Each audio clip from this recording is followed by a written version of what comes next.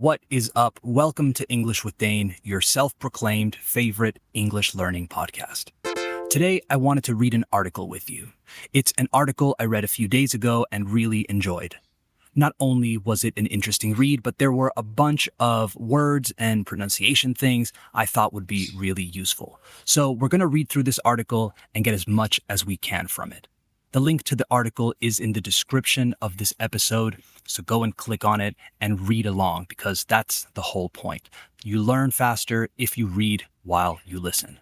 And speaking of which, I'm going to bring back the whole transcripts thing for each episode. So you can listen to English with Dane while reading along so you don't miss a word. That will start with next week's episode, and I'll add the link to the mailing list in my bio and Instagram, to the episode itself, etc. So you can just add your email and you'll get the transcript as soon as the episode comes out. I've been told by several of you that the generated captions in Spotify don't match up well a lot of the time and that it can be pretty frustrating. So starting next week's episode 12, you'll be able to do that. And I'm also working on some conversation episodes, so those will be coming soon. I'm excited and I think you should be too. But enough preamble. Let's get into it. You are listening to episode 11 of season 2 of English with Dane. Hit it.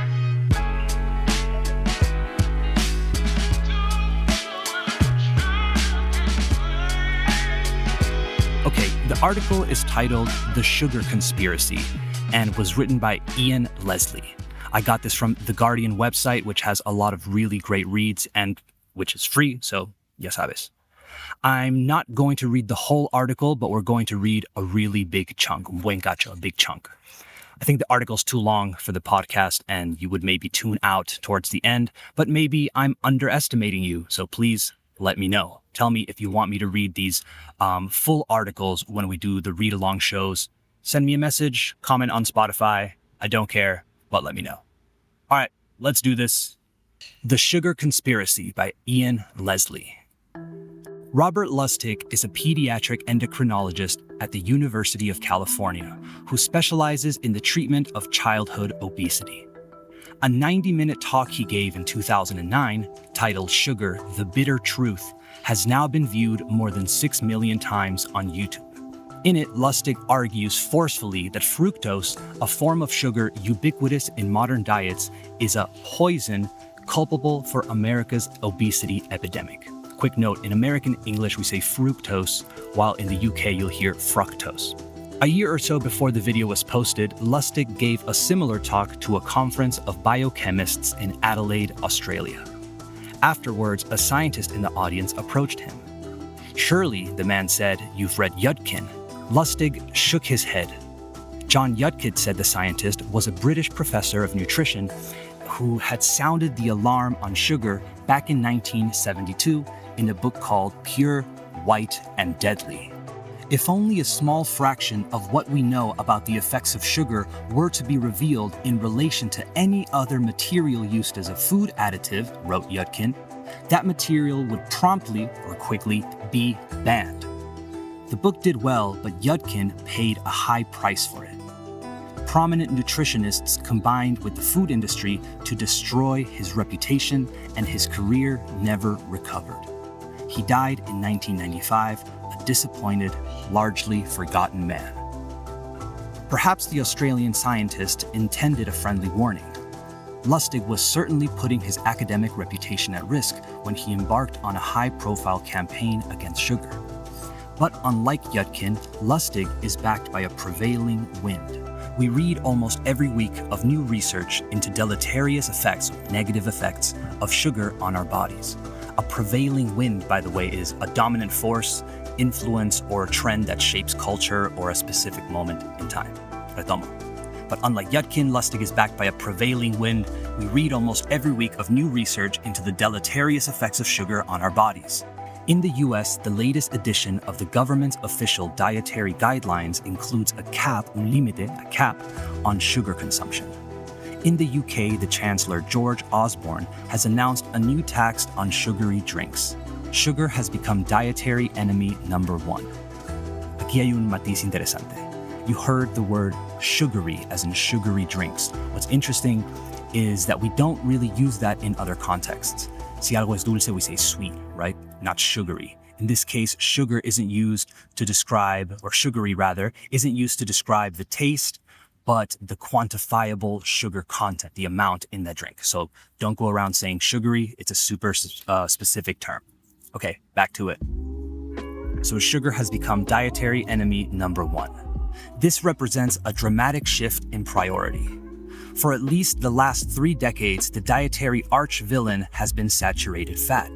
When Yudkip was conducting his research into the effects of sugar in the 1960s, a new nutritional orthodoxy, ojo a la pronunciación, aunque sea una palabra que no vayas a usar en tu vida, a new nutritional orthodoxy was in the process of asserting itself. Its central tenet was that a healthy diet is a low-fat diet. A tenet, escrito tenet, como suena, like the Christopher Nolan movie, is a belief, principle, or idea that a group of individuals hold to be true. So in the 1960s, a new nutritional orthodoxy was in the process of asserting itself. Yudkin led a diminishing band of dissenters, disidentes, who believed that sugar, not fat, was the most likely cause of maladies such as obesity, heart disease, and diabetes. But by the time he wrote this book, the commanding heights of the field had been seized by proponents of the fat hypothesis. Yudkin found himself fighting a rearguard action, and he was defeated. Not just defeated, in fact, but buried, enterrado. When Lustig returned to California, he searched for Pure, White, and Deadly in bookstores and online, but to no avail. Eventually, he tracked down, consiguió, a copy after submitting a request to his university library. On reading Yudkin's introduction, he felt a shock of recognition. Holy crap, Lustig thought. This guy got there 35 years before me. Okay, there were a few lines there that were full of military metaphors that might have confused you a tad. It said, by the time he wrote his book, the commanding heights of the field, and by field he means the battlefield, el campo de batalla, the commanding heights of the field had been seized, habían sido capturadas, had been seized by proponents of the fat hypothesis. In other words, the established narratives and people and institutions behind the whole fat thing being bad for you were already in that advantageous position, right? The high ground. Then it said that Yudkin was fighting a rear guard action. I looked it up, and a rear guard action is in fact a military term, but it's also used figuratively to describe a kind of defensive, last-ditch effort to delay or resist something that's probably inevitable. So a last resort. Let's keep going.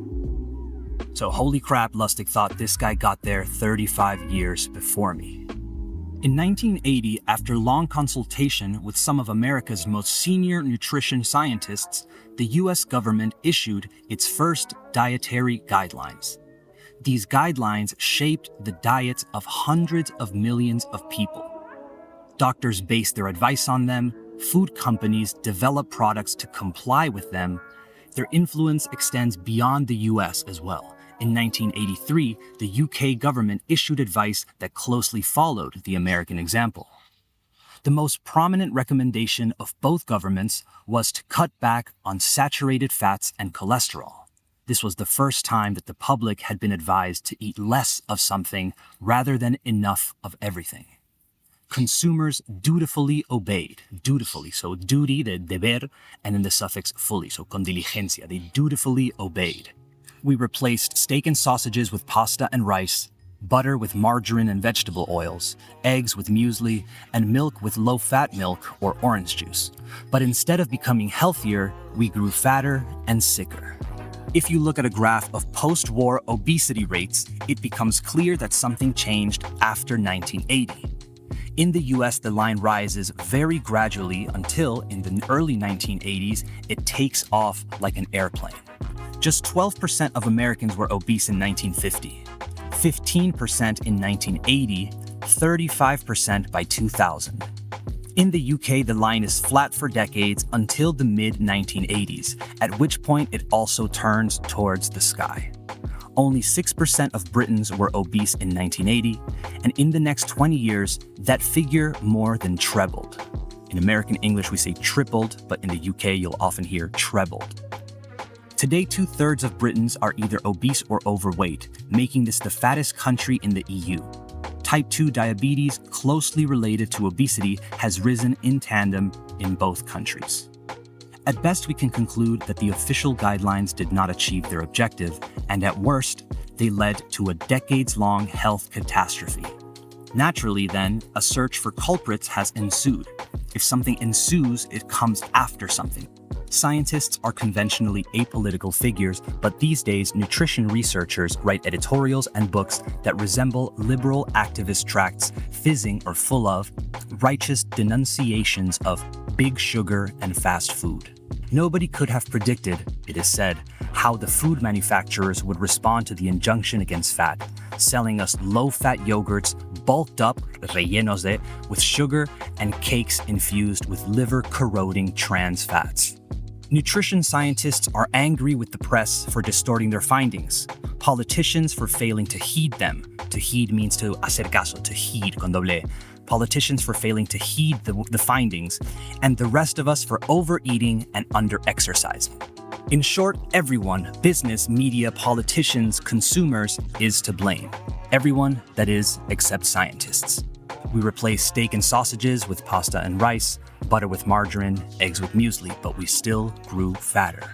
But it was not impossible to foresee that the vilification of fat might be an error. Energy from food comes to us in three forms: fat, carbohydrate, and protein. Since the proportion of energy we get from protein tends to be stable, whatever our diet, a low-fat diet effectively means a high-carbohydrate diet. The most versatile and palatable carbohydrate is sugar, which John Yudkin had already circled in red. In 1974, the UK medical journal The Lancet sounded a warning about the possible consequences of recommending reductions in dietary fat. They said, the cure should not be worse than the disease. Still, it would be reasonable to assume that Yudkin lost this argument simply because, in 1980, more evidence had accumulated against fat than against sugar. After all, that's how science works, isn't it? If, as seems increasingly likely, más probable, the nutritional advice on which we have relied for 40 years was profoundly flawed, que tenía fallos, it was profoundly flawed, this is not a mistake that can be laid at the door of corporate ogres. Nor can it be passed off, descartado como, no se puede descartar, it can't be passed off as innocuous scientific error. What happened to John Yudkin belies that interpretation. Ahí hay una palabra que no conocía, to belie, B-E-L-I-E, belie. It means to give a false impression of something. So what happened to John Yudkin belies that interpretation. It suggests, instead, that this is something the scientists did to themselves, and consequently to us. We tend to think of heretics as contrarians, individuals with a compulsion to flout conventional wisdom, sabiduría, so to openly ignore conventional wisdom. But sometimes a heretic is simply a mainstream thinker who stays facing the same way while everyone else around him turns 180 degrees. When in 1957, John Yudkin first floated this hypothesis that sugar was a hazard to public health, it was taken seriously, as was its proponent, so John Yudkin. But by the time Yudkin retired, 14 years later, both theory and author had been marginalized and derided. Only now is Yudkin's work being returned posthumously, so after he died, to the scientific mainstream. These sharp fluctuations in Yudkin's stock, su reputación in his stock, have had little to do with the scientific method and a lot to do with the unscientific way in which the field of nutrition has conducted itself over the years. This story, which has begun to emerge in the past decade, has been brought to public attention largely by skeptical outsiders rather than eminent nutritionists. It continues and says, to understand how we arrived at this point, we need to go back almost to the beginning of modern nutrition science. On the 23rd of September in 1955, US President Dwight Eisenhower suffered a heart attack. Rather than pretend it hadn't happened, Eisenhower insisted on making details of his illness public. The next day, his chief physician, Dr. Paul Dudley White, gave a press conference at which he instructed Americans on how to avoid heart disease, stop smoking, and cut down on fat and cholesterol. In a follow-up article, White cited the research of a nutritionist at the University of Minnesota, Ansel Keys.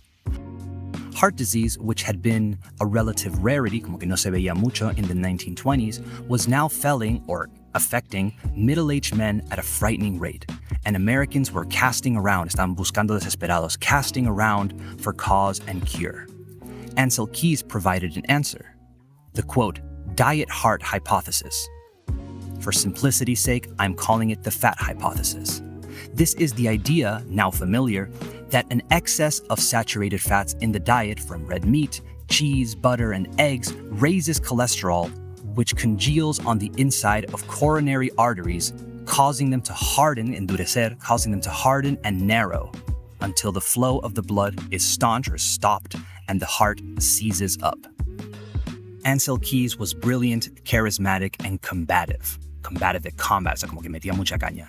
A friendly colleague at the University of Minnesota described him as direct to the point of bluntness, critical to the point of skewering. Skewering, so que perforaba. So un skewer es un pincho, una brocheta. So he was critical to the point of skewering. Others were less charitable. He exuded or demonstrated conviction at a time when confidence was most welcome. The president, the physician, and the scientists formed a reassuring chain, a reassuring chain of male authority, and the notion that fatty foods were unhealthy started to take hold with doctors and the public. Eisenhower himself cut saturated fats and cholesterol from his diet altogether right up until his death in 1969 from heart disease.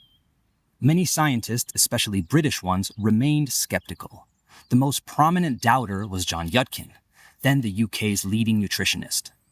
When Yudkin looked at the data on heart disease, he was struck by its correlation with the consumption of sugar, not fat. He carried out a series of laboratory experiments on animals and humans and observed, as others had before him, that sugar is processed in the liver where it turns to fat before entering the bloodstream.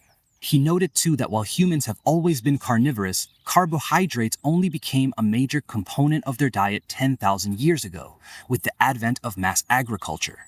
Sugar, a pure carbohydrate with all fiber and nutrition stripped out, has been a part of Western diets for just 300 years. In evolutionary terms, it is as if we, just this second, taken our first dose of it. Saturated fats, by contrast, are so intimately bound up, atados, they are intimately bound up with our evolution that they are abundantly present in breast milk. To Yudkin's thinking, it seemed more likely to be the recent innovation rather than the prehistoric staple making us sick. The article keeps going, and like I mentioned, the link is in the description of the episode if you want to read the rest. It's really interesting and eye-opening. Bueno, I hope the language in the article wasn't too complicated to follow along at times, and that you were able to stay there with me for most of it. If you struggled to keep up, don't beat yourself up about it. It was a pretty challenging read, but hopefully you were in that perfect spot where you're a bit uncomfortable and having to really use your whole brain, but not so hard that you couldn't manage. That's where you want to be. If you were reading along, I think you were there. Thank you for listening to English with Dane. I hope you got something from it. Let me know your thoughts. Let me know your opinions. Let me know your criticisms. DM me, send me a messenger pigeon. I don't care. Share the podcast with someone who would enjoy it. And yeah, have a great week. Later.